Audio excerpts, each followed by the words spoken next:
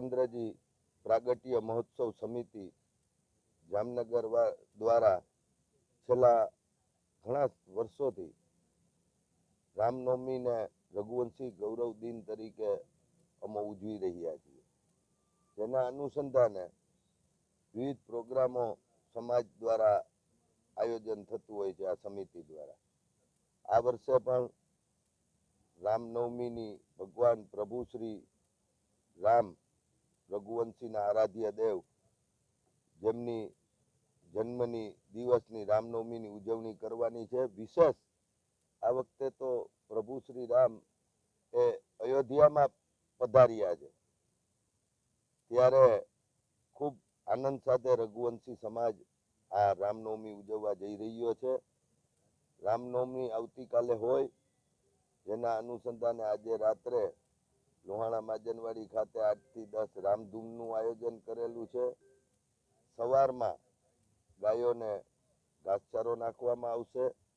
ત્યારબાદ લોહાણા માજનવાડી પંચેશ્વર ટાવર રામ મંદિર ખાતે ત્યાં ધ્વજાજીનું પૂજન 10:30 ચાલુ થશે અને 12 વાગે આરતી થશે. એના અનુસંધાને પરમ દિવસે રામનવમીના પાળણાની નાતનું પણ સમાજનું આયોજન કરવામાં આવ્યું છે.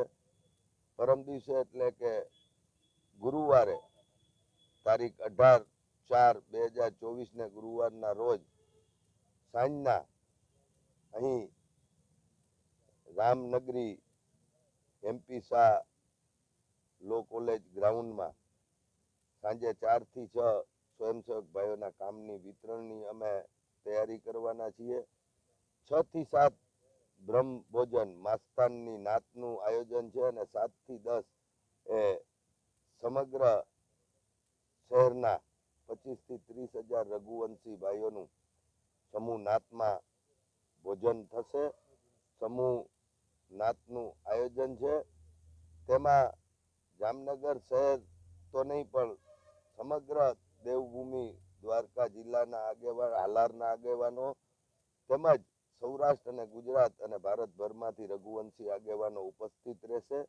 સાથે સાથે આ વખતે વિશેષ એક આયોજન કર્યું છે બ્લડ ડોનેશન કેમ્પનું, જે બપોરે 4 થી રાત્રિના 9 વાગ્યા સુધી બ્લડ ડોનેશન કેમ્પનું આયોજન કર્યું છે. કેમ કે પ્રભુ શ્રી રામ જ્યારે અયોધ્યામાં મંદિરમાં પધાર્યા હોય ત્યારે વિશેષ સ્વરૂપે આ બ્લડ ડોનેશન કેમ્પનું પણ અમે આયોજન કર્યું છે.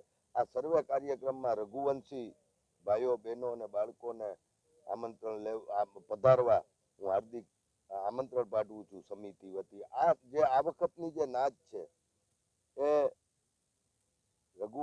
રામનવમીના પાળણાની નાત છે.